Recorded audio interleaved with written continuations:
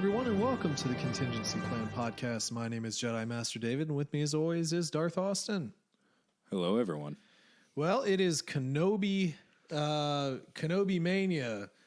Kenobi Mania. Not even a month, because it's over a month. Yeah, really. It's like 3 months of Kenobi. Yeah. Kenobi Mania is going to run wild all over May, brother. Do you think we'll be this obsessed with any certain characters when Knights of the Old Republic comes out? Do 3 months of analyzing characters from that? Well, certainly, I mean, we probably could, yeah. But I don't know about you, but like Obi-Wan Kenobi has always just been a fascinating character, I think, throughout. I mean, the originals, and then we have young Obi-Wan, we get Jesus Obi-Wan. In Clone Wars, you know, we get more serious Obi-Wan, you know, so there's a lot of Obi-Wan, and the story that's going to eventually be told in the series is a story that's been told several times. So what I figured is, in order to get us ready for the series, is, hey, let's speculate on if they're going to draw anything from Legends. Oh, that would be a novel idea. Yes, they've never done that before at all without minor improvisation. Or just they've never done it. It just depends on what the medium is. You know what I mean? Right, yeah. Yeah, I hate to say it. I hate to discredit Obi-Wan, but I think it kind of just goes back to his close tie with Qui-Gon, because the same thing with Count Dooku. Everything Count related is always interesting to me just because of his tie-in. Yeah, for sure. I had almost thought about just throwing in like Master and Apprentice for the hell of it. Just like, it has nothing to do with this series, but it's still good content of Obi-Wan. So yeah, I actually thought about that too. It's been a while since we did that review. I mean, we did it basically when it came out. Oh yeah. But yeah. I think we've gone there. We've went there. We've done that. So it's probably time to do some other stuff. And you know, today we're going to go over Kenobi, the novel. Kenobi. This was by the way, I just want to throw it out there before we get started. Did end up buying Lego Star Wars. Ooh. Skywalker Saga. Yeah. Got through the prequels just this morning, and I'll throw it out there that everything related to Obi-Wan, like all his little quips and jokes, like the fight with General Grievous, is just perfect. Nice. Like a Star Wars fan clearly wrote every joke for these games, and they actually voice acted it really well for Kenobi, and they a lot of the lines are pulled straight from the movie, especially with the fight with like Anakin and Obi-Wan and Revenge of the Sith. And yeah, for any diehard prequel fans, I would really recommend getting that game just for that, because it was a lot of fun going through all of it. Yeah, and I'm just gonna shout out one of the boys here. So Matt, who, you know, we used to do some collaborations on a couple podcasts. He has a bunch going on with you know, our mutual buddy Ez. But on his channel, so it was on his channel. It's Super Gains Bros, which I think is also his Twitter handle. He's been doing a lot of like, you know, shorts with Lego Star Wars and stuff like that. So yeah, go check that out. He does a lot of game stuff. Honestly, like, I wish he did more game stuff, because like that's always been something that's been really, you know, he's really passionate about, knows a lot about. So yeah. See, one of the guys just doing all the little dialogue interactions between characters that you see on YouTube constantly. There's been quite a bit, but yeah, but between Super Gains Bros and then Box Trick was his kind of gaming podcast. You know, check that out. That's all been pretty good stuff there. But yeah, so we're going to go over the Kenobi novel here, which is something that I think we've both been talking about for a while, and we just haven't done it yet. So now we're actually going to take the time and do it. This 2014, written by John Jackson Jingleheimer Schmidt Miller, John Jackson Miller, old JJ, you know, not Abrams. But yeah, so and this is one that I don't know about you, man, but I hear a lot about. I hear a lot of people talk about this, although sometimes not always great. There was one review here that said that this is basically just a cross between Star Wars and Lonesome Dove.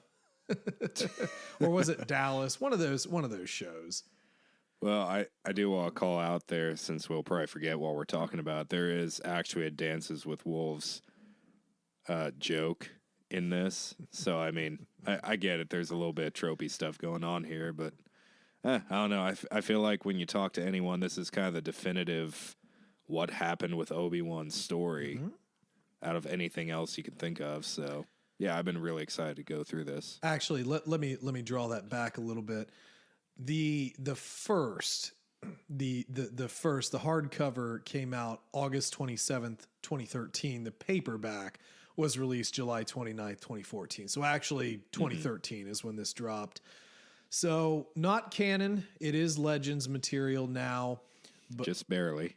Yeah. Just missed the mark. Yeah, seriously. Well, I mean, I think that it would have been either way.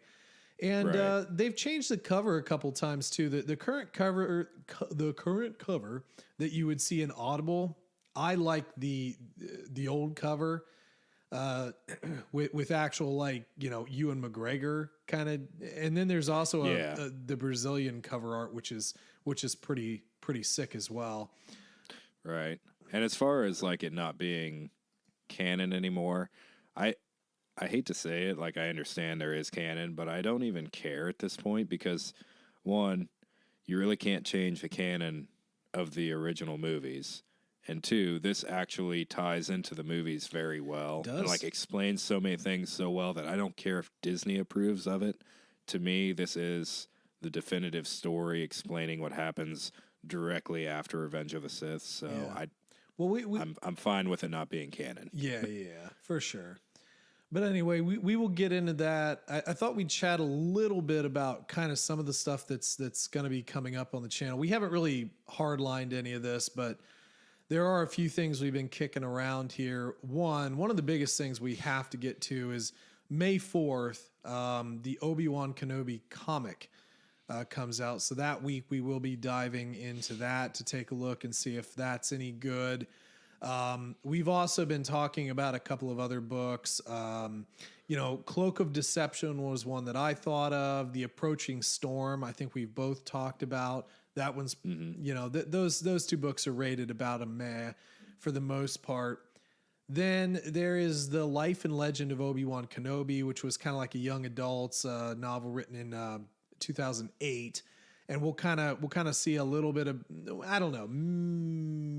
We'll see. One that I did find kind of interesting, and I'd never heard of these. So apparently there's a series called The Last of the Jedi, and the first book is called The Desperate Mission. This is a relatively short book, released in 2005, 168 pages. I would kind of like to fit this one in, maybe just because why the hell not, really? Sure. And this is supposed to... Now, is this considered Legends as well, or is it actually canonized? No. This I'm pretty sure is Legends. It was, the funny thing is published by Scholastic. It wasn't even like Del Rey. Oh, jeez. So anyway, yeah, I'm pretty sure. No, it actually has Legends. So this is just Legends, and this is like apparently after a year of Kenobi living on Tatooine. So I think that might be kind of cool. We are also talking about the Obi-Wan and Anakin comic book from 2016, which was pretty well loved by most people, I think. I actually have some of the originals that I found at a comic shop in Michigan. So the Comixology reviews on that are pretty high. Yes. So I'm looking forward to it. Yeah, pretty highly rated. Also wanting to look at From the Journals of Obi-Wan Kenobi, which was, let's see here. The trade was released in 2020. So we'll look through that, and that's a couple of different stories. So we'll probably take a look at that. But yeah, we have a lot. We have a lot to look through, and then eventually, probably once Kenobi Mania stops running wild on everybody, kind of want to get into a couple of other things. I know you'd mentioned the Force Unleashed novelization, which could be pretty interesting to take a look at. I know you played those games quite a bit when you were younger, so that should be pretty cool. But yeah, there's a lot. I had actually also read, I don't know if it's coming out anytime soon, but there's supposedly going to be a novel for Cal Kestis before That'd be a Fallen good Order idea. 2 comes out, so that'd be pretty good. Little filler piece of content. Yeah, get some games in you there. could make a pretty good sized book about that, really. Yeah, for sure. I think that'd be cool. And we'd even talked about, kind of getting into, Lego Star Wars, kind of doing a little bit of an actual review, sort of maybe, once I actually get in there and play the game a little bit. But yeah, man, I think we've got a lot. We've got a lot to unleash. We're going to unleash it, like The Force. Yeah, that thing. But we're not doing that yet because Kenobi. It's all about Kenobi. So, before we get into our sort of review here, how's your week been? Yeah, pretty decent actually.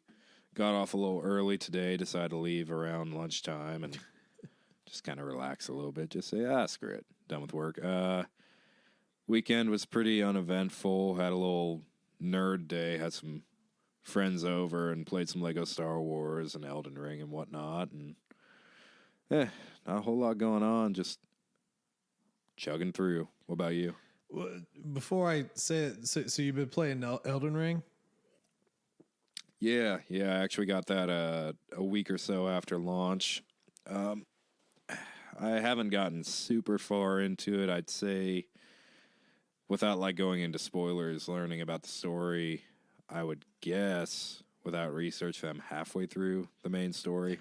Right. That's what they all say. I say halfway through because like half of the map seems to be unlocked, but I feel like I'm just going to hit this zone. It's like, by the way, this is the first half, and you're going to go down into the pits of hell and start fighting bosses. So I've watched some gameplay on this, and like you get the map, and then you hit like the Undercity.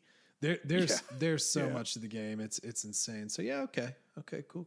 Yeah, pretty good game. I'd highly recommend it. Very, very time consuming. You got to dedicate. A lot of people say around 80 hours. I would say if you really want to experience the game, I would say closer to 100. Yeah, Because the exploration in this is really similar to like Skyrim without holding your hand. So I mean, there's a lot to discover in the game, and I'm already on my second character because I decided to be an idiot and do a samurai my first playthrough, and that was pretty brutal. I got through like 2 bosses, like I can't do this. I'm gonna cheat and do magic. Yeah. And but yeah, no, it's a pretty fun game. I would highly recommend it to anyone. It's actually getting me interested in trying Dark Souls and all the other games. So very cool, man. Yeah, very cool. So yeah, no, my week's been pretty normal. It's just been busy work wise. Had some higher ups come into town, so we've been kind of doing a lot of that sort of stuff, and preparing for the holiday, and just trying to fit a bunch of stuff in.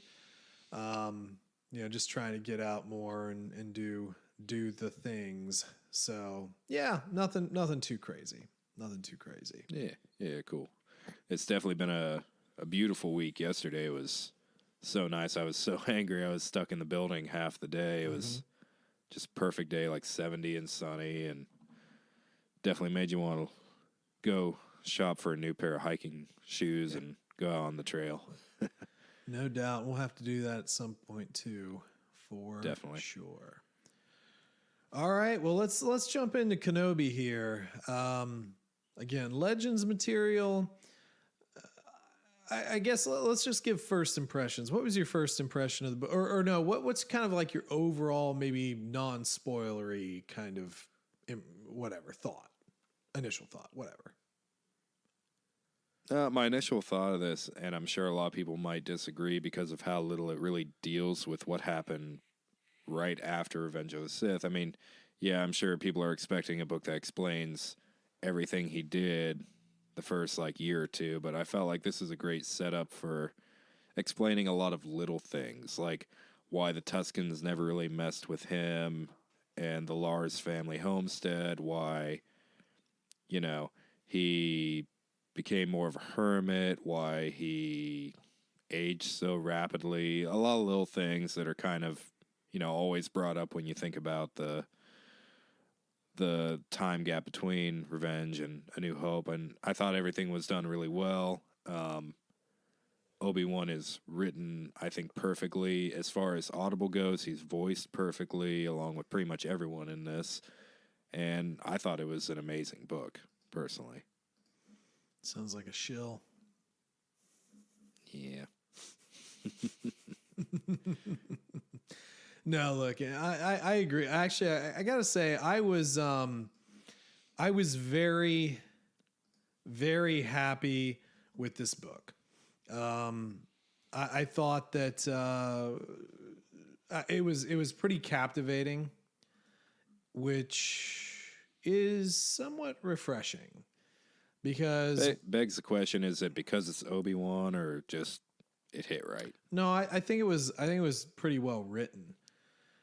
Jonathan Davis, by the way, was our narrator, and he's done some Star Wars stuff. He's done a lot. Actually, you were talking about the Force Unleashed book. Jonathan Davis does the narration for that Audible book as well. Interesting. A couple of other ones, Dark Lord, Rise of Darth Vader. A few things. He's got a pretty good thing, and we've been dogging a little bit on Mark Thompson. And we're just burnt out. Yeah, We've and had Robert a lot of Mark Petkoff, Thompson. kind of both of them have sort of overstayed the proverbial welcome a little bit. So I'm perfectly happy with getting some more voices. But yeah, Jonathan Davis has definitely been out there doing Legends material, and I thought he did, as you said, a really good job throughout this book. Not a terribly long one either. I think, what was it, 12? About 13 and a half hours. Yeah, 13 and a half, which seemed to go by pretty quick. Like I said, I was interested in what was going on. It was a very short story, but it was a very well-crafted story that didn't make it feel short. Mm-hmm. There's even comments like throughout the book with Annalise saying like, "Oh, I've only really interacted with this guy." Like, I think they even marked it perfectly with how long the book was. Yeah. Ironically enough, but it's a very short story within the span of a week or two. But it's so chocked to the brim with really good content that it doesn't feel like a short story. Yeah, and it's clever in parts. It does a lot of integration of other lessons from Kenobi's sort of life, and some parallels in decision making, which are interesting, and yeah, just how he kind of gets set up here is pretty cool. And the characters are all interesting. The characters, they were interesting characters, and they were written well. And you kind of, you rooted for the ones you're supposed to root to. You root for, you rooted against the ones you're not supposed to root for, and all that good sort of stuff, which is nice. But yeah, the writing was good. There were only maybe like one or two things that I wish would have been a little different, but nothing major. One is major, but we'll talk about that. So, yeah, overall, I was actually pretty enthralled by the book, so I had a really good time with this one. So yeah, I guess we'll just kind of get into spoilers and get into the heart of the story. But we start out with Obi-Wan coming to Tatooine with baby Luke, and effectively putting him in the charge of Owen and Beru. We have our opening scene where he's he brings a baby into a bar. It's a very Kenobi thing to do, and winds up kind of fighting a couple of Galts, and who was our old guy? We talked about that before we started. Ulbrich, right? Ulbrich, yeah. And Ulbrich Martell. No. Just said make the joke earlier that it sounded like a Game of Thrones character, yeah, but does. Yeah, poor old drunken Ulbrich. It's funny. I was reading through this a second time, and I just kind of imagined a little deleted scene in A New Hope where it's like, scum of just hive of villainy, scum, all of them. I took you here once when you were a baby. Yeah. And I got into a bar fight and you almost died. Yeah, exactly. So we kind of move on a little bit here, and we start to see other points of view. So this book is not solely just through the eyes of Obi-Wan. It also goes through the eyes of Oren Galt and Annalene or Annie, little Annie. Don't say Annie. Yeah, Annalene was it Colt? Shoot, what was their last? Caldwell. Caldwell. For some reason, I had it in my head. I thought it was Cowell, and I think that might have been how it was pronounced because it's Calwell, so Cowell or something like that. I kept thinking about cows, like the animal, like Cowell. But I mean, they basically raised the Star Wars equivalent of cows, so why not? That's true. So we meet Annalene or Annie. We meet her daughter. Callie, her son Jabe. We have Oren's son Mullen and his daughter Vika, who was a twin. Her twin brother was killed by the Sand People. And then we also get, what was our Tusken leader's name? A Yark. Yep. Or Plug-Eye. Depending on which side you're on. Yeah, exactly. So yeah, we do get some perspective from a Yark and the Tuskens as well. Now, one of the things that I think we both kind of complained a little bit about with the Boba Fett series was how they were portraying the Sand People, and in this book, it's very different. And plus, Tusken is not a name that they really recognize either. I don't remember I wish I did. I wish I would have written it down. Because they did sort of explain the name Tusken in this book, but it's essentially an outpost that they that's right, Fort Tusken slaughtered. Fort Tusken. There we go. Yeah, they slaughtered everyone there, and from that point on, they were called the Tusken Raiders appropriately. And I don't want to rehash much in Book of Boba Fett, but I feel like they try to make too many non-hero characters into heroes, and the Tuskens are one of them.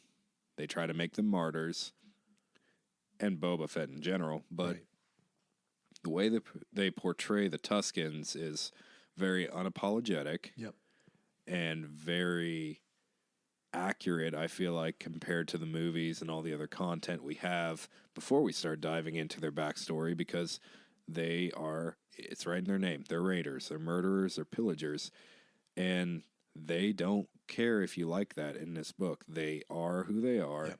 You can see their perspective without them necessarily being the good guy, and they are used almost as an ally, as a good guy in this book, but at the end of the day, they're not changed. They don't view the world differently. They raid differently by the end of the book, but ultimately their goal is to kill humans, kill settlers, and pillage, and that doesn't change. Yeah, and the settlers are kind of like almost like a sacrilege. It's like a blaspheme against their kind of belief system. I did find it interesting. It kind of reminds you of the Yuuzhan Vong in a way, the way they view them. Yeah, I could see that because they're not fans of technology. One of the things that I did find interesting was the story of the two sons. They went into the whole mythos of the two sons, where they were actually like two sons, like human sons, who what was it? The young son was like kind of an a-hole, but he kind of rose. The elder son was supposed to destroy him because he was going against the old ways, essentially. And he failed, and thusly they're basically running through the skies constantly, hiding and so forth. And this was kind of the creed of the Tuskens, where, they'll strike, but then they'll hide, they'll run, they know when to run, and so forth. And one of the insults was, basically being called out as one of the kind of younger sons, because that was the bad one, you were born under the wrong sun type of deal. So I did find that mythos kind of interesting, which is not, it's it's not an uncommon mythos, and I think it was either in maybe like possibly in one of like the South American native tribes that also had sort of like a sun and moon myth, but I don't remember that well enough to really speak on it. There was an episode of Star Trek that did something with that too, which I thought was interesting. Yeah, and they kind of dived a bit into Indian tribe lore a little bit more too, with the whole if you have two hands, you can hold a Gaddafi thing. The whole belief that, you know, we're not going to try and fix, like one of the Tuscans, his hand was injured, and instead of trying to treat him and heal him, they're just like, well, we don't believe in healing. You are kind of just screwed at this point. If you can't fight, if you can't hold a weapon, we're going to have to leave you here. Which some of the more aggressive tribes kind of had the same idea. Yeah, and this isn't like a correction or anything, but native tribes, not Indian tribes. Sure. That's always been one of those things that's always just been. It's always sat weird with me because they're not Indians. Indians are from India. It's different. but yeah. Anyway, there was also the explanation of the wraps that they wear. So essentially, they just add to the wraps over time, and it's like. There was the part where if you there's have a rock, a scab or some it kind doesn't of matter. damage, you just have to deal with it the rest of your life. You just deal with if a rock gets in your wrap, you just deal with it. So it's definitely a lot different, and they constantly have sores, all that good sort of stuff. So which kind of goes into their belief system of life is kind of misery, which they throw out there, and it's like, well, we still have some pleasures as they're like killing something, but they kind of just deal with misery and pain. Kind of goes back to the whole using Vong thing. Like pain is just a thing. Yeah, I'm not gonna avoid it, but right. Yeah, I mean this definitely made me care a little more about the Tuscans. Certainly cared more about them from this than I did in Boba, which is weird for me because again, they're not portrayed as something to feel bad about. Like everything that happens to them, you don't really care by the end of this book. Like they kind of deserve to be wiped out, but you learn more about them in a way that's genuine. You're not turning a villain into an anti-hero. You're just teaching about what they are. See, I would kind of in a way that's more genuine. Yeah, I would kind of disagree though, because it just depends on, it's like a chicken or the egg, because technically you could argue that they were there first and the settlers are taking their land. So at that point they're fighting for it, just like native tribes in the Americas did as well. So for me, while it's not genteel to talk about a culture of killing, because effectively that is what they do. At the same token, you are encroaching on what they habitually believe to be theirs, and they're, in quotations, defending it. So I think that's one of those sort of morally ambiguous things, but they don't try and change them like they tried to in Boba Fett, where they were more cooperative. While the Tuscans here might be cooperative towards the end of the book, they still have their raiding ways. They're still going to be Tuscan warriors, and that's not changed. Sure, and Obi-Wan actually harps on that pretty well about 3/4 of the way through the book. He's having this discussion with Annalise about it, and Annalene. She's like, well, Annalene, yeah, sorry. I don't know why I keep saying Annalise. Because Annalise is a nicer name. Yeah, I guess so. She makes a comment, well, don't make me feel bad for the Raiders. Yeah. And he makes a comment, all life is sacred, regardless of if we agree with and understand their ways or not. Yep. And that's something that new Star Wars doesn't really... I don't want to say it's a new Star Wars problem, but like we said, we're trying to change these characters into something more relatable when they don't have to be. Well, they are what they are. That's a current day problem where it's not live and let live. It's here is a set of ideals that everybody should live by. Yeah. You know, And if we that's can not put always this universally character true. in that set of ideals, whether they follow it or not, they're more relatable. So then we start to like them. Yeah, but you don't have to like everything. But at any rate, so we kind of open our book here with a raid against a farm, one of the moisture farms, and the subsequent defending of that farm by Oren Galt and his posse. And interestingly, they have kind of a like an alarm system that's what do they call it? Like the fund, The Settler's Call. yeah, the Settlers Call. Thank you. So they had set up this Settlers Call, which is effectively like just an all points bulletin, an APB out to everybody and come help. It has a crate dragon ringtone. So it's an APB CD because you got the crate dragon in there to defend them. So, you know, the crate dragon will scare the Tuskens, but if they aren't completely gone based on the sound, then, you know, the rest of this posse comes through and they'll kind of deal with it. Now, they do kill one of the older settlers here, but the rest of the family is preserved.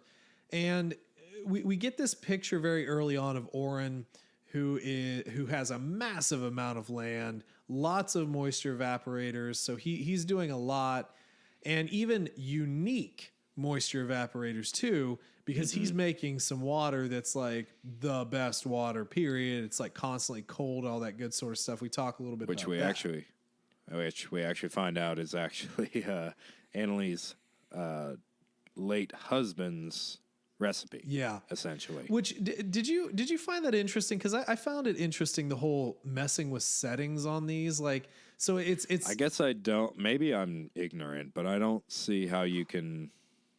I mean, is it based on how much of the minerals you're pulling in with the water, or like you're changing the flavor and the natural coldness of the water in a desert? Yeah. And I don't know. Obi-Wan seemed to like it quite a bit. Oh, he loved it.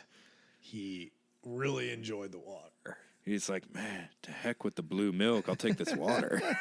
Want some of that water, man?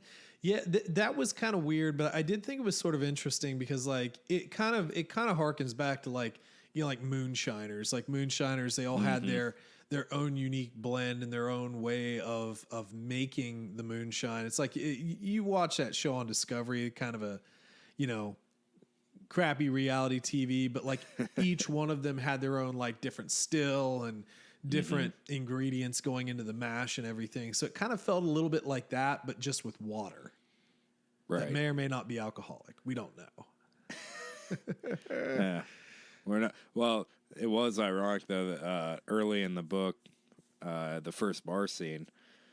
Oh crap! I already forgot his name. The older farmer, Ulbrich. Obrick. He's like, "You slipped something into my drink," and Obi-Wan's like, "Do you think they're watering it down?" And the bartender's like, "Yes, we tend to use the most expensive commodity to water down our liquor. That's how we make our money." Yeah, I actually didn't think about that. That was actually really funny. I love that bartender. He was super snarky. Yeah. Super entertaining. He was. I'm gonna stop talking to you now. Yeah, he was fun. So we get a little bit more into the sort of Galt clan here, and the Galts, and then our names Cowells. They're kind of intertwined in a lot of ways. Annaline's husband, who was Danar. Danar seemed to me like he was the idea guy and Oren was like the salesman. That kind of the vibe. That, and also as far as personality, from what I hear of him, I kind of get the feeling that Oren tries to act like what Danar was. That makes sense. As far as like how he treats people. Yeah, that makes sense. That actually makes a lot of sense. We see his kids who have, by Oren's own admission, have like no empathy for anybody. They're kind of rotten in a way. And like Vika's severe alcoholic and just likes to go out with her little crew and terrorize the bars and other people. Well, she's also kind of like dating Zabe or Jabe, excuse me, Jabe, Annaline's son. Hardest name in the entire book to remember. Yeah, for some reason. Yeah, for some reason. But so that's kind of strange. And then we get a lot here with Oren trying to effectively sell the call, the settler's call to a bunch of different people. We do find Ulbrich. God, our names. I'm just instantly forgetting them. You know, trying to get him involved because he's apparently a very rich person. It's kind of like that one country song, People Are Crazy, you know. He meets a guy in a bar who winds up being a millionaire, you know, but he's just having a beer. Yeah, except for in this story, he's trying to kill the millionaire and take his money instead of just earn it.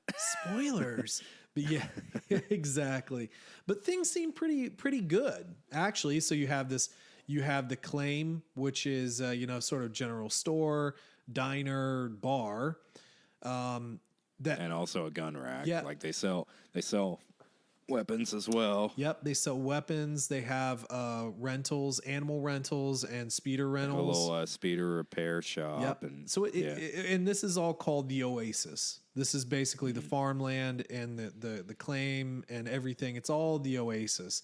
And it sounds really cool. So you have a community that supports each other. They're all very close.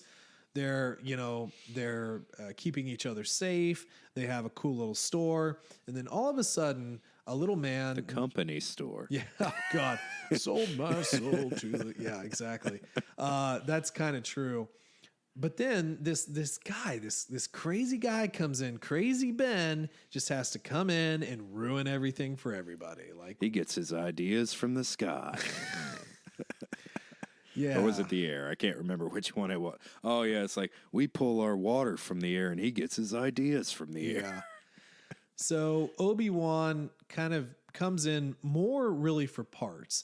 But the way we all start this whole sort of relationship is Annaline and Callie gets effectively dragged away by it was a dewback, right? I believe so. It's the same creature that Obi-Wan has, right? No, he had... Or no, he has, what are they? Crap. The Eope. Eopes. Yeah. Yeah. So, no, I'm pretty sure she got dragged along by a really rascally dewback, and Obi-Wan winds up saving her, and really Annaline as well, effectively using the Force, although they don't know that. Now, our Tusken does see this and actually mistakes and thinks Annaline is the one who, what did they call them? Sky Shapers or Wind Shapers? I think it was Sky Shaper, yeah. Water, fire, earth, air. Sky. So a little bit of a mistake in identity there, but Annaline, Callie instantly thinks Obi-Wan is like the coolest person in the world. She's telling stories at the bar. She got a little crush on Obi-Wan. 100%. Of course, Obi-Wan doesn't look like a decrepit old man Not yet. yet. He's still got he's got the fancy beard and That's everything. right. Not that Clone Wars goatee, but he's still good with the ladies. He also says hello there in this book, which was nice. Hello there. Yes. Thank you, Ryder. We also get the little the eye twitch moment when he hears, "Oh, everyone calls me Annie." It's like, well, everyone can call you Annie, but I won't be saying that at all. Yeah, that one was ooh boy, parallels. Talk about parallels. But anyway, so not only does he save Callie from the raging dewback, but there was also a Sarlacc out there as well. So they, he does his good deed. He figures out that they have the store, and effectively he kind of gets his run of the store. He has credits, and they do take Republic credits, which is still good. Even though, Watto wouldn't take Republic credit. Republic credits! That's just like trying to get rid of a investment that's about to tank. Like, will you take my credits? I'll buy everything you have. Yeah, exactly. And he actually does have quite a big list here, but unfortunately, as with anything Obi-Wan, things don't necessarily go the way that he wants them to. Kind of gets in a little bit of a scrap with the Galt kids and their what was his name? Was it Zeb? The other, their big bruiser. And kind of walks out without all of his stuff. And I love how no one notices or realizes what a lightsaber is in this. Like, oh, it's dark. This beam of light is shining, and I have no idea that's a lightsaber. There's several instances where Obi-Wan does become physical and does use his saber. Now, he tries to kind of cover that up in a few different ways, but yeah, I mean, you are on the outskirts, you're in the Outer Rim, so they know what Jedi are, which we hear later, but he kind of disguises it well enough. I mean, geez, Annie knew what a laser sword was at the age of 9. I know. But at any rate, as we go along, Annalene is kind of taken with Kenobi fairly early. She even goes up to his house, stops a bantha cub from attacking his house, and which was hilarious. It was pretty funny. It's like just how out of control, like not in control of the situation Obi-Wan was. It's like, man, you really should learn how to, commune with the creatures of the Force, man. Yeah, didn't learn beast mastery, right? I was usually so good with animals. Apparently not, Obi. But they also have a nice little date when everybody's out at the pod races. It's not a Boon to the Eve Classic or anything like that, but it's still pretty sick.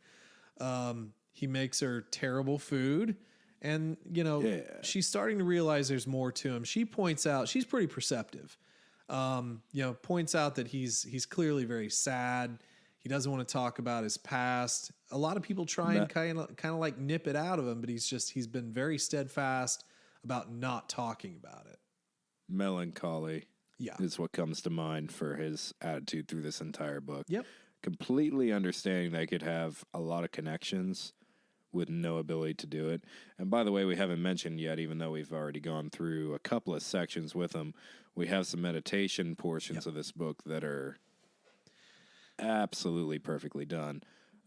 Essentially trying to commune with Qui-Gon, although we never get a response from him in the book.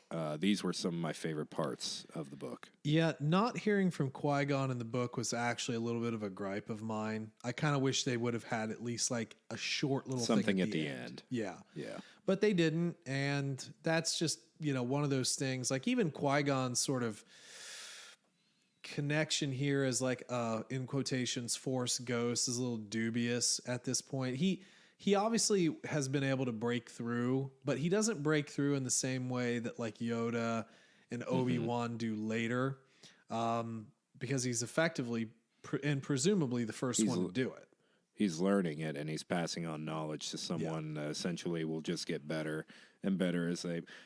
And to an extent, that natural progression is one of the only reasons I don't get super angry at how easily everyone can become a Force ghost, because it is passed down knowledge at this point.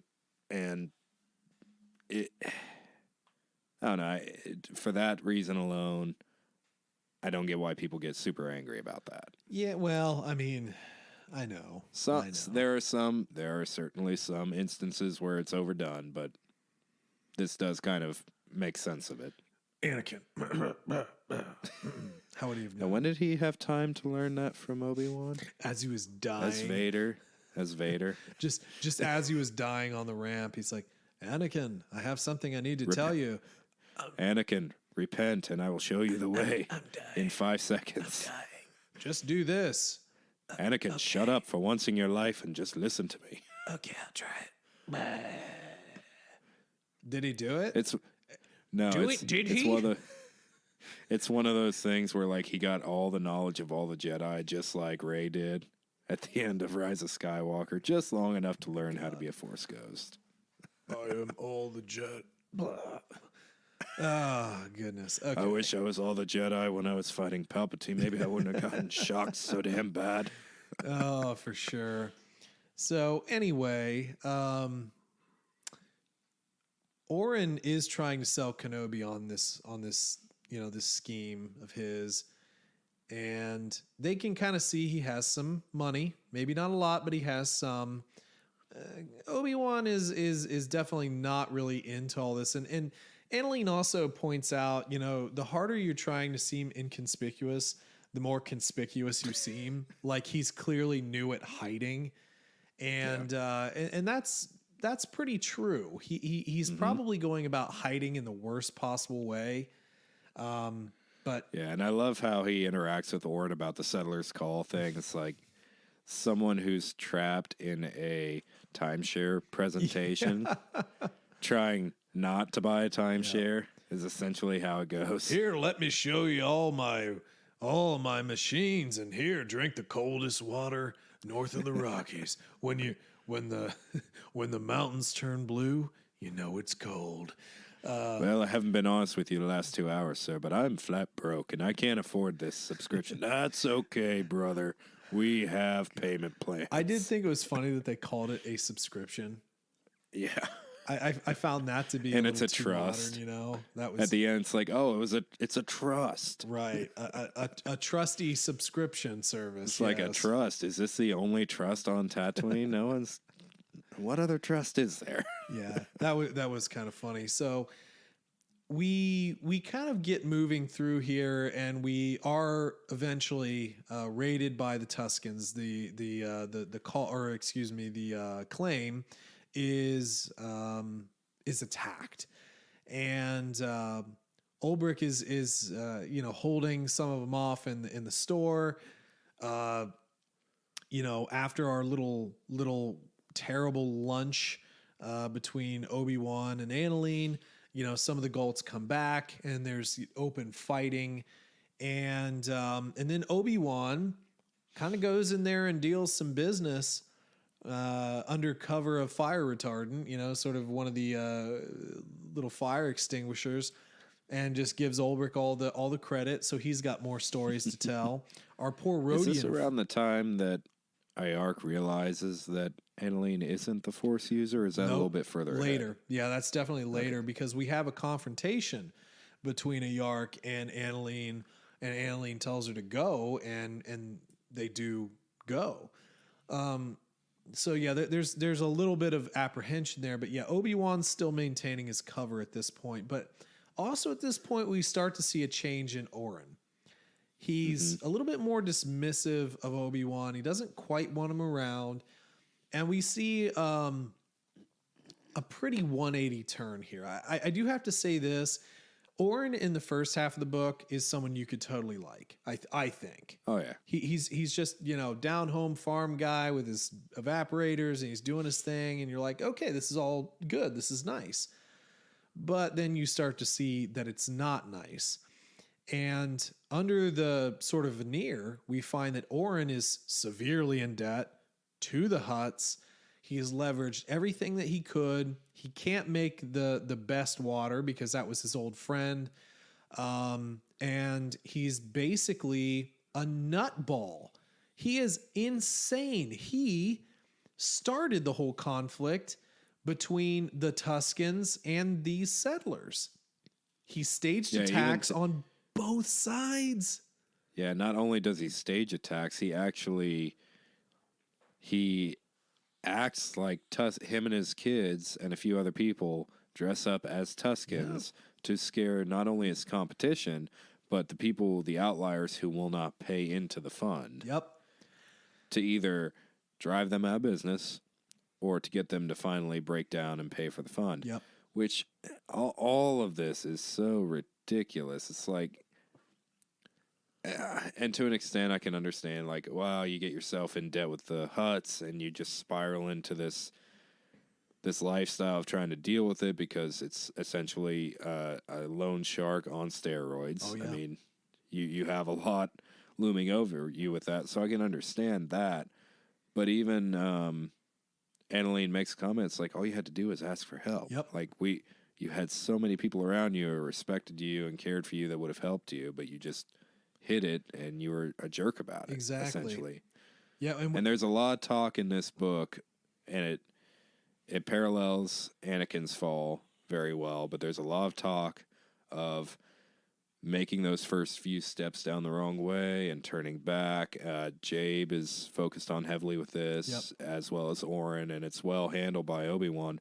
But yeah, it's clear about halfway through the book that Oren is too far down this path to really come back. Nope, agreed. And he's using the funds from the Settler's Call to pay back. And this is actually something that Jabba likes because he's like, it's something he understands as a protection racket.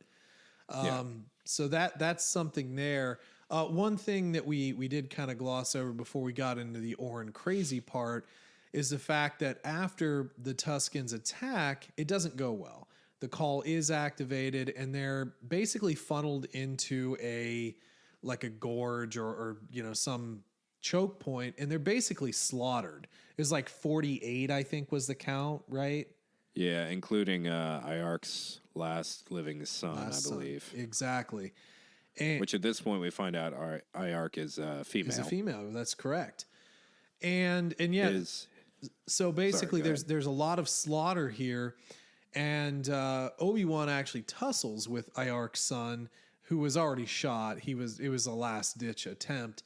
But at this point, we have kind of a negotiation between Obi-Wan or Ben and Iark to kind of go their separate ways for now. And he starts to reveal that he is a Jedi, not Annalene. And that's where Iark starts this whole trip down the road, and we get into some interesting lore with Sharad Het, who is a former Jedi Knight who actually came to Tatooine and became a Tusken warlord. Yeah, and I believe lineage-wise, she ends up being sister-in-law to him. Essentially. Now, her sister marries him, I believe. Well, Sharad Het's wife, I don't have that name pulled up, I don't think. She was a human that was taken by Iark's father. That's how they were replenishing at the time. And then, yes, she married Sharad and had a son, Asharad Het, so effectively similar name. And Asharad was actually trained as a Jedi, but became a Sith, Darth Krayt, I think, if I'm saying the name right. And I'm not. Yeah, which is a Sith that has interesting lore. We should go through that sometime. I 100% agree. I think it's a little bit out of our scope now, but I 100% agree. And one more quick tie-in here. Sharad Het was killed by Aurra Sing. Yep. Which was, I had forgotten about that. And we see her in episode 1 as looking out at the Boonta Eve, also involved with Jango, and then kind of not really raised Boba Fett, but was around Boba Fett when he was young. Has a long, long history, Aurra Sing. Yeah. And as far as former Jedi Padawan, by the way, too. Sorry. Yeah, yeah. Just focusing on the rest of this little backstory.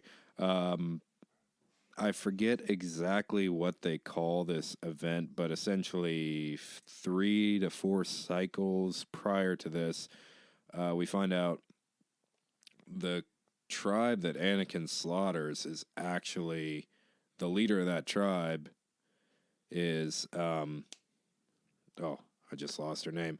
Plug Eye's husband. And they are essentially the survivors trying to pick up the pieces from what Anakin destroyed. Yeah, very, very interesting that whole thing, the tie-in with Anakin, and he kind of destabilized the Tuskens when you really look at it. Yeah, for quite a while. And they became far more timid. And this leads then to Oren escalating the conflict because his business started to tank. So Anakin, interestingly enough, the balance bringer started all of this. Well, he brought some balance to Tatooine. The Tuskens stopped doing their raiding for a little bit, and then Oren screws it up. So Anakin's always bringing balance. Now, how long that lasts? And he's always giving Obi-Wan more headaches. He always is. Oh, little Annie. And even Obi-Wan comments on this. Like, I'll have to look into this. In the back of his mind, it's like, Anakin again. Yeah, and we do talk a little bit about the Lars, Klieg Lars, and his group that we already knew about, Shmi, Skywalker Lars, and everything. So we hear a little bit about that as well. But let's kind of continue down the story, because this is really when it starts to turn dark. Oren gives, hey, Annalene, go to the city. Have fun with your kids. Get a speeder. We got you the speeder. That's a lease. Yeah, that's a lease. Yeah, and she takes Ben. They have a nice little coffee shop moment, where they're almost letting some stuff up. And then, interestingly, we have the first sightings of the Empire. Mm-hmm. We have an officer and a stormtrooper showing up here, and this sort of shuts Obi-Wan down. But through this, we get a little bit more into Oren's kind of entanglements with the Hutts. And still at this point, you're kind of like, oh, okay, well, he did just slaughter people, but we kind of get it. He's just in some stuff. It's going to work out. He's just stressed, man. But then it gets so much worse. He proposes marriage, which is just down to trying to take the money. Very awkwardly proposing it. Like it goes downhill. That goes downhill so quickly, and then it gets really creepy. Yeah, it's like, I could marry your daughter. It's like, let's not do that. What was like? She's almost 20 in 3 years. I mean, she's almost 20. Yeah, that was weird, and everything starts to fall apart. But he sees another opportunity to make old Crazy Ben, as Jabe says, Crazy Ben, the scapegoat for all of this. And effectively, they go with the posse to ride him down. Well, Obi-Wan sees this all coming. He sees it coming from the start. Annalene gives a little bit of an assist by calling, Jabba's little cronies there to also show up. But Obi-Wan has made a deal with the Tuskens after he stops Oren and his group from really roughing up our old farmer, Ulbrich, again. And now he's marked. Oren wants to kill him. This isn't just like getting him out. He wants to just straight up kill him. And everybody kind of rallies, but the Hutts show up. And then Annalene also is calling out Oren. So like everything's falling apart. Oren, as Ayart calls it, what is it? The smiling one. Yeah. The smile evades him. He's his son is killed by Ayark. His daughter, runs away. His group is effectively screwed. Obi-Wan has told him a few times by now, leave. Like, don't do this. He's walk away. He's trying to give him a turn way back. out. Turn back. Yeah, turn back. And he won't. And eventually the end of his story is he basically takes a speeder off. He does a Disney death. He didn't die, but he takes a speeder off a cliff and is effectively paralyzed. But the Tuskens claim him. They put him in Tusken wraps, and his kind of penance is to work an evaporator for the Tuskens. That's going to be his job. As long as you can give us water, you'll get food. And he's at this point, he won't speak because he doesn't want to sound like the Tuskens. He's so disgusted by what he now is.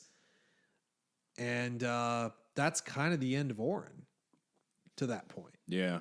And essentially, the only thing he leaves behind is Vika, which is a very severely damaged person with really not a lot of hope, because there's even comments throughout the book, well, if you want to keep using my money and riding on my coattails, then you'll keep doing what I say. Yep. Clearly, she's been abused and not a well-adjusted person, so it's the end of the entire bloodline. Effectively. At that point. Yep, you're right. So we refocus on Annalene, and Kenobi basically sets up her future. We had a little bit during the terrible lunch where she has a data pad where she had applied to effectively go to school. What do you remember what she was like wanting to study? Like specifically what they called it? Was it exobiology? I have it. Exobiology, yeah. So she wanted to travel and see different planets, and she never did because she got married and her husband died and she had kids. But now Kenobi, through his wink wink connection on wink wink Alderaan, that we totally don't know who that is. Which, good God, I hope she doesn't get stationed on Alderaan for long, because the implications there are pretty bad. Dude, I thought about that hard. I mean, granted, we have a number of years until, the Death Star destroys Alderaan, Sure. but it's like, God, I hope she wasn't there. Yeah. So they're off, and she thinks that Kenobi's going to travel with them. They all do. Even Jabe, who I think is warmed up to Kenobi. I think he's, Kenobi saved him. He saved him from Tuskens. Yeah. Well, and he had actually really looked at Oren as a father throughout this entire book, and seeing that finally crash hard in front of him, no pun intended, with the speeder chase. But he had a lot of issues with Kenobi until this point, but I think he really respects him at this point. Yep. Callie's obsessed with him and wants them to be together. So, I mean, the kids definitely love him at this point. Yep. Which makes our next scene even harder, unfortunately. Yeah, Obi-Wan never really tells Anakin. He does reveal that he is a Jedi to Oren because he has to fight a crate dragon, which was awesome. And let's just think about this for a second. Obi-Wan takes down a crate dragon himself. He gets rolled on by a crate dragon. He's like, nope. Yep. I'm going to ride you, and I'll stab you in the brain. So, Mando, you couldn't take down one of these? I've taken down one single-handedly. Oh. I guess a jetpack would have helped me a little bit, but I really didn't need it. I mean, I just jumped on him and rid him for a little while. It was totally cool. What's that? You have a high-powered blaster rifle and a flamethrower? So uncivilized. I mean, you basically had to use an entire tribe of Tuskens and all the people in that little town. You're essentially a tank. Myself. Yeah. You're essentially a tank, and you have an entire army. You're kind of pathetic. I should just take the kid from you. Where's my crate dragon steak? I think I deserve tribute here. I am now Major Domo of this entire land. He's dead by then. Anyway, look, I thought that we glossed over it, but that was really cool. I mean, he literally kills a crate dragon himself. Yeah. I mean, it's pretty epic. What the hell? And Oren's just watching like, oh no, I done screwed up. I pissed off the wrong Jedi. Well, the thing is, he never, I don't think he ever once believes that Kenobi would actually hurt him once he realizes he's a Jedi. Well, he's a Jedi, but he also threatens to give him up to the Empire because he sees another avenue. He's like, oh, I could give him up to the Empire, and I could make myself something within this new Empire and stuff. And then he winds up paralyzed in Tusken wraps. So there you go. But back to sort of the end here. Anakin and the kids do wind up leaving Tatooine for good. And their parting, like you said, was, I mean, it sucked. It sucked because, the whole thing is Obi-Wan's task is to watch over Luke. But the fact is that he could have had everything. And that's... that's not really the Jedi code, and he's still very much a Jedi. But the fact is that they would have stayed there with him, or they would have left with him. They would have been loyal to Obi-Wan as he was loyal to them, and Obi-Wan could have legitimately had it all. And that's the saddest part. Yeah. Even to the point where Annalene's like, well, we can set up provisions to take care of your child, and we can set the Eopies up on a farm, and like, you have no excuse whatsoever not to go with me. And we can figure this out. That's why I love Obi-Wan so much, because he is so selfless. Yeah. He never once considered, because like even with Satine, who we get mentions of here, by the way, even with Satine, like the whole story is he would have left the Jedi Order for Satine if Satine would have allowed it, and she didn't. And that was the last time he ever thought about doing something selfish. You know what I mean? That was his one bout of selfishness where he said, you know, this is the one that I would leave the Jedi Order for. And now he has the chance to, I don't want to dog Satine much, but have something better, more stable. Yeah. And not only that, he has no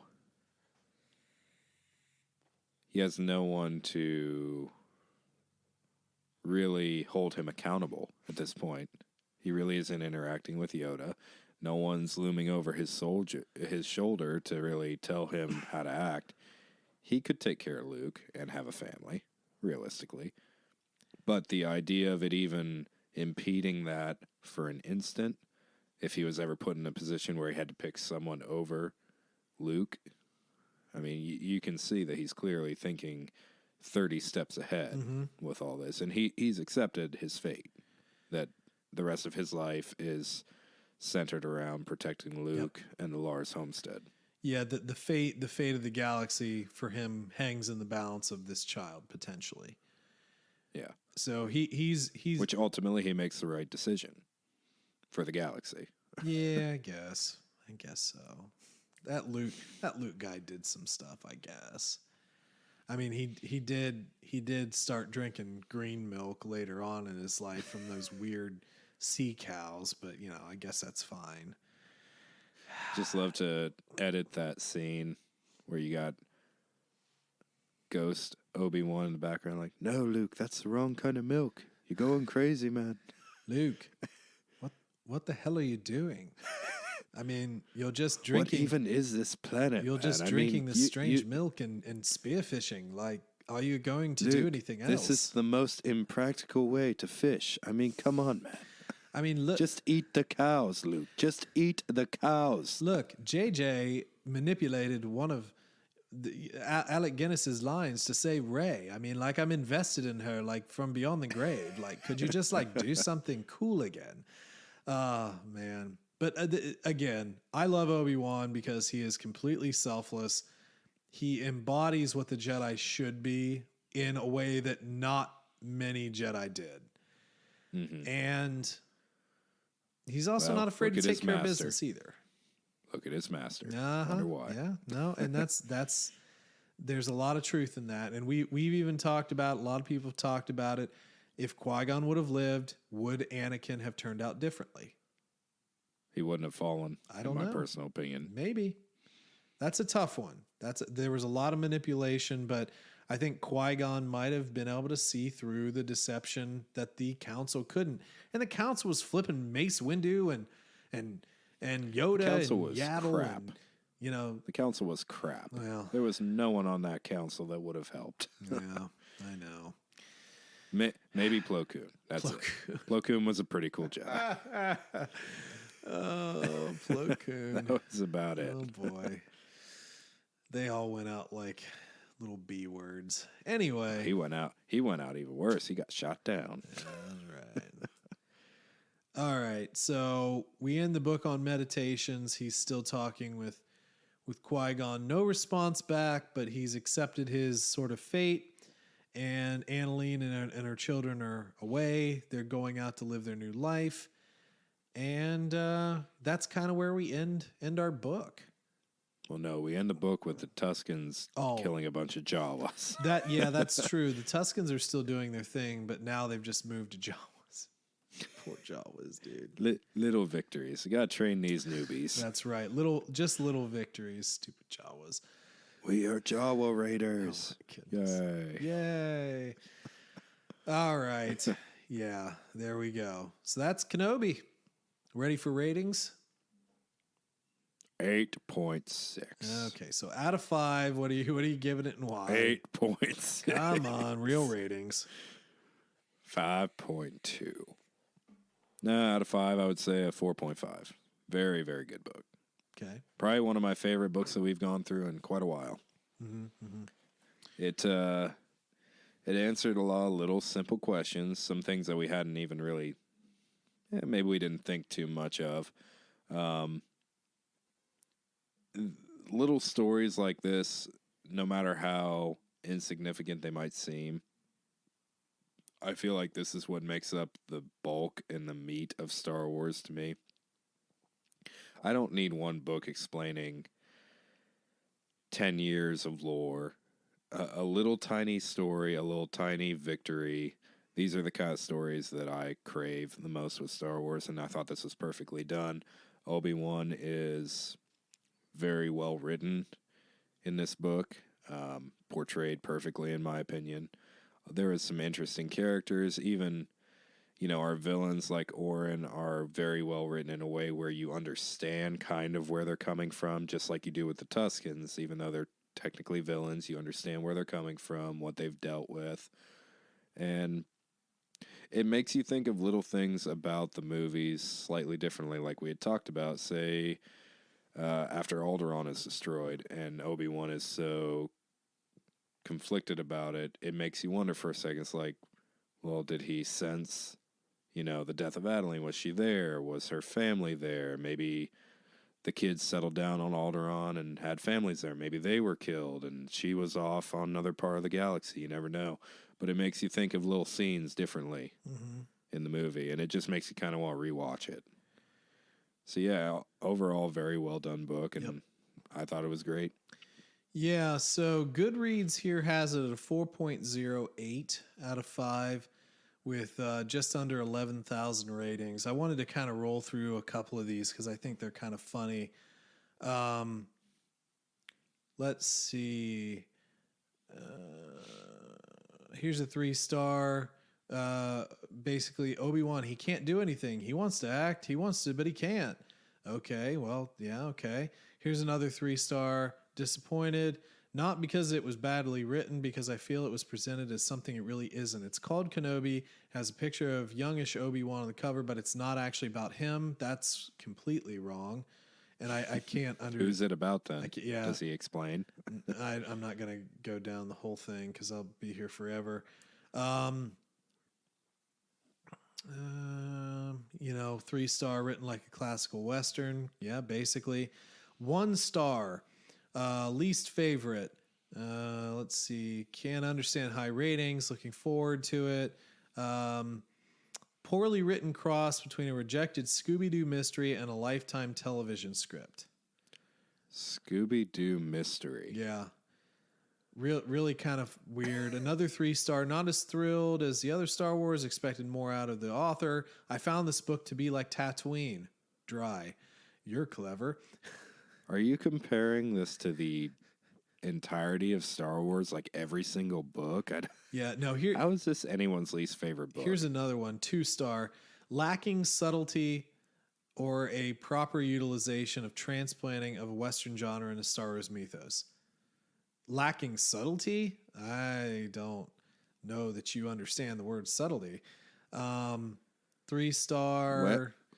Ben doesn't make any appearance until about third of the way through the story. Well, first of all, that's not true because he was in the beginning, but they had to set up other characters, which, I mean, it's a story. 3-star, I would have enjoyed this so much more if Annalene didn't have a crush on Ben. The climax was a bit much. Wish they spent more quiet moments with Obi-Wan. Those were the meditation chapters, but why would I want to hear? And I would argue that it was actually better because they had that relationship, because it made it harder when she had to leave. Yeah. And I don't mean to pick out just the negative reviews, because there are a lot of very positive reviews, but I think it's important to kind of see what people are not liking about the book so that I can completely crush their souls. Look. Well, it's one thing if there's a valid 1-star review, but we haven't really heard one. This book did a fantastic job of tying in a parallel between Obi-Wan's journey with Anakin and another person who had went down a bad path, and Obi-Wan realizing that his choice he made was the right choice to make, and now his choice that he has to make here is to be the selfless Jedi because the universe needs this. He understands things on a much wider scale. That's subtlety. Not to mention it kind of protects the scope of the story of Star Wars from a really gaping plot hole, which a lot of people brought up. how easy would it have been for Tuskens to just wipe out the Lars homestead at a point? You know, And this sets up why they don't mess with Obi-Wan right. and the Lars homestead. They actually mentioned that very briefly because IARC effectively is like, we need Ben to join us and be like the new leader. And maybe there's somebody else on this planet that would make him, want to do this. So they actually kind of hinted at that. And you're right. At the end, they don't mess with him at all. By the way, quick question. What did you think about when he was doing the Tusken talk? Because obviously he said it in basic. He didn't make a lot of noises and stuff. IARC does speak a little bit of basic because of her kidnapped sister. But how did you like the way the Tusken, like the voices were done? I don't know because I don't really have a baseline of what Tusken voices are supposed to sound like. They sound like a donkey. They're making a screaming noise. Yeah. So I don't know. Okay. I mean, I would kind of like to know more about that. I guess it's the best interpretation I'd probably come up with if I had to voice a Tusken. Gotcha. They're very rough and uncultured, people, so it makes sense. Yeah, I kind of enjoyed that they didn't do too much in the way of sound effects there. They just sort of said what was... No, that would have been terrible. It's good enough that they just stuck with the Crate Dragon. Yeah, no doubt. And no other sound effects. Yep. So, and by the way, I have one question about this, and it's the only problem I have with this book. How in the hell did Obi-Wan not know that his Eopie was pregnant? He could have sensed that baby in the Force. How is he that confused by that? He's not as good with animals as you think he is. Other than the fact that it was just really entertaining for him to be that surprised, like, pregnant? Well, it wasn't pregnant when I bought it. Obi-Wan in his own way is very naive. So it was kind of a cute moment. Especially with women, which was kind of funny throughout this book. With everyone, basically. But yeah, so rating, I'm gonna go a little bit ahead of you. I'm gonna give it a 4.6. Really enjoyed the book overall. I kind of wish Qui-Gon would have stuff going on right here. What's that? Price is Right stuff going on. Exactly. Right, always got to be just a little bit over, but I kind of wish Qui-Gon would have spoke at the end. I think that would have really tied everything up really nice for me. But I really did like the book. I like the musings. I like the story. I like the way we built the characters. It's a very strongly written book.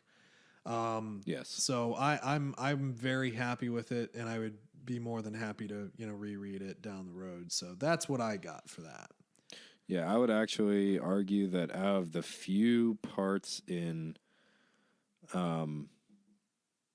this, I don't know, like how I compare Clone Wars to the movies. Like if I'm doing a rewatch of the movies, Clone Wars would be something, if I had the time, I would go through all of Clone Wars. This would actually be something I'd go through between Revenge and A New Hope.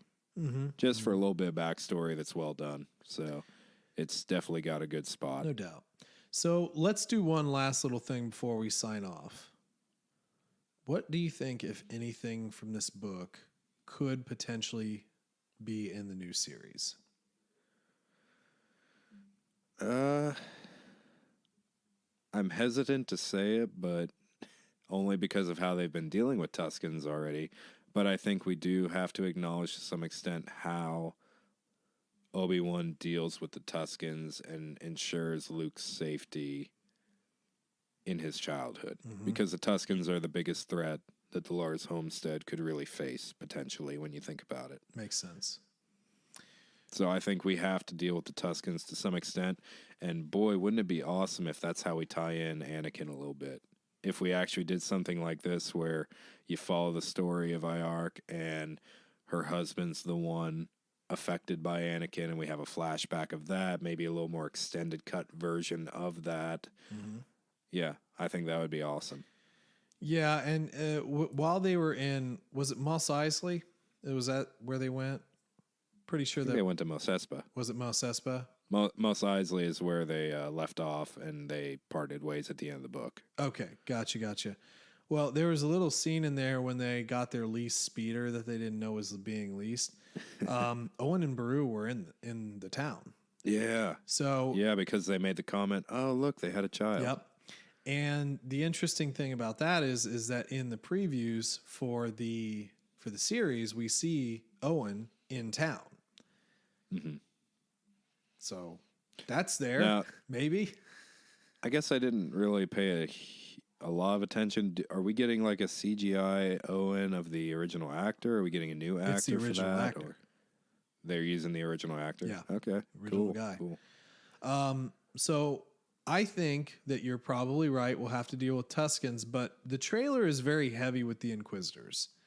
And I think that might be the big hype thing where it maybe there's nothing to do with Tuskens. Quick flashback explaining how we deal with it, or just we're past that point. I would like to see something, but I don't think we'll see Tuskens, actually. I don't think we'll see them.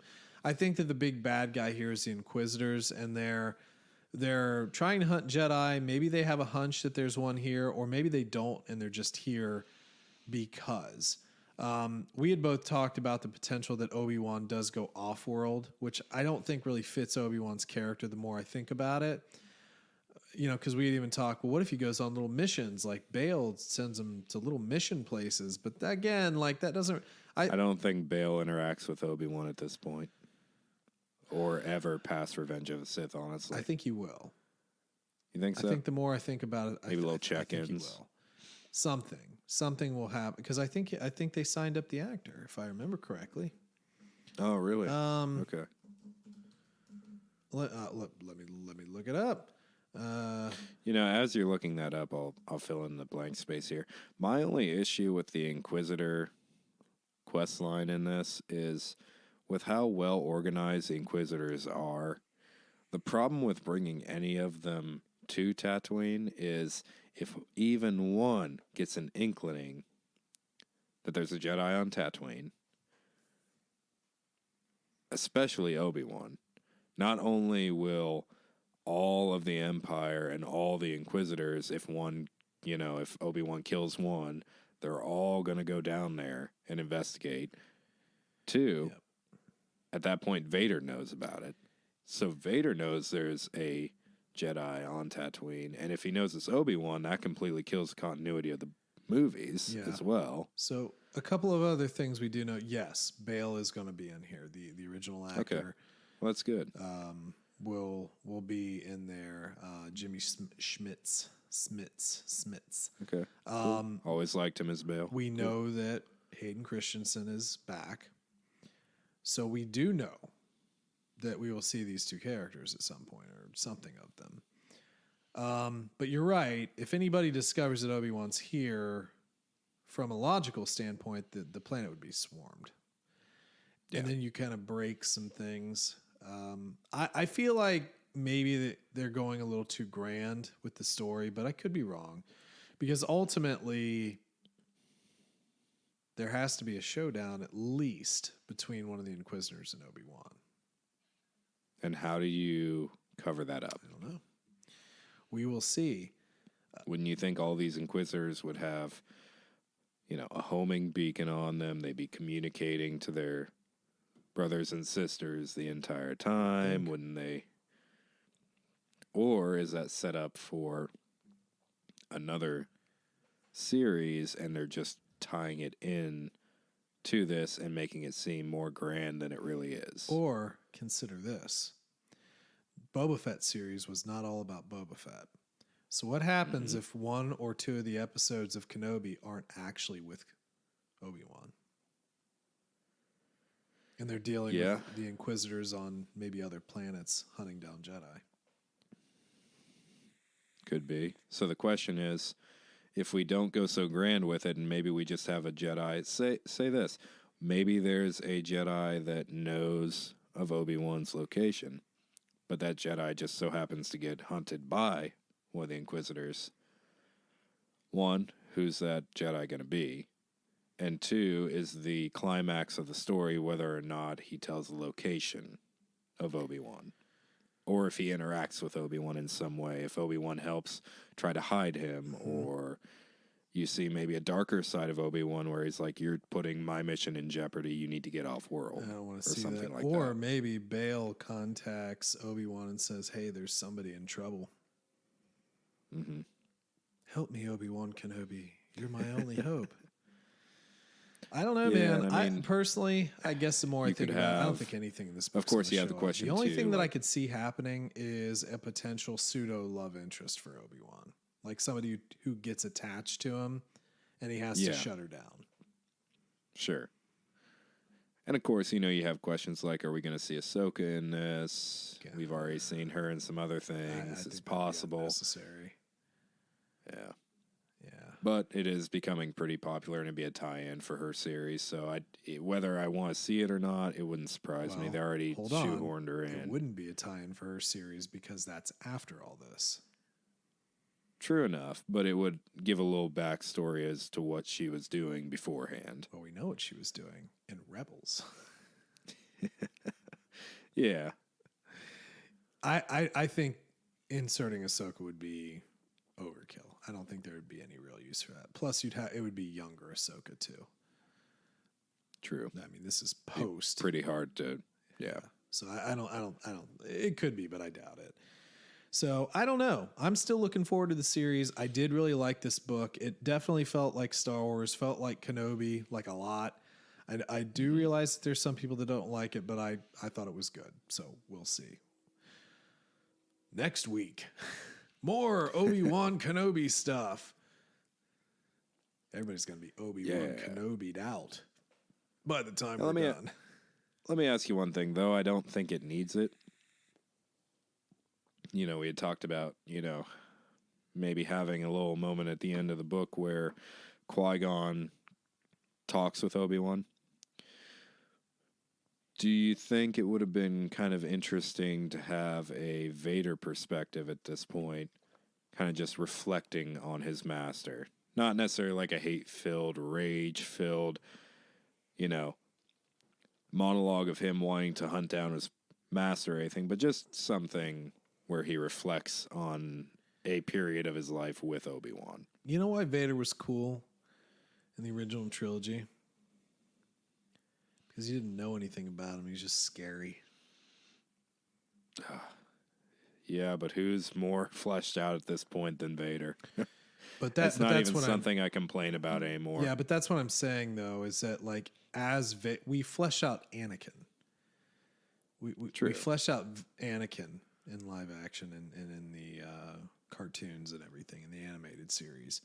At this point, I don't need to flesh out Vader. I just need Vader to be Vader. We already empathize with Vader because we know his entire story.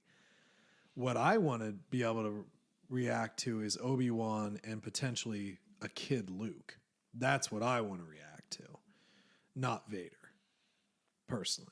Yeah, and it's something that luckily the movie's allotted for because we know at some point Luke had interacted with Ben. He knew of him. So I think that would be the most interesting part of this series. Not the Inquisitor stuff, not all the other stuff. It's just like this book, the simple interactions of just Luke acknowledging Ben and him acknowledging who he is. Maybe that's when we have a little PTSD flashback of his father. Maybe. Luke, maybe he runs into Luke and he does something that reminds him of young Anakin. Yeah. Yeah. You know how in the prequels we always knew it was going to happen to Anakin?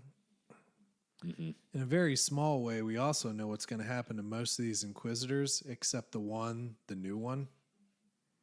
Mm-hmm. Who do you think's not going to be left at the end of the series? Yeah. Maybe Obi-Wan turns her. Maybe he destroys her. I don't know. We'll find out more. Got a while, though. Got a little while for the series, so gotta wait. Certainly would be interesting to find out. No doubt. So I think that that's probably about it for today, unless you had any other thoughts. That's about it. Cool. Yeah. Okay. Well, folks, let us know what you... Oh, and Yeah, go ahead. One thing I had mentioned earlier that there was a potential Fallen Order book. I kind of looked that up. I was wrong about that. There is a comic series in the works. Not a book. Okay. Cool. That's not bad, though. Would be still kind of cool. Yeah. I would go through that. Yeah, sure.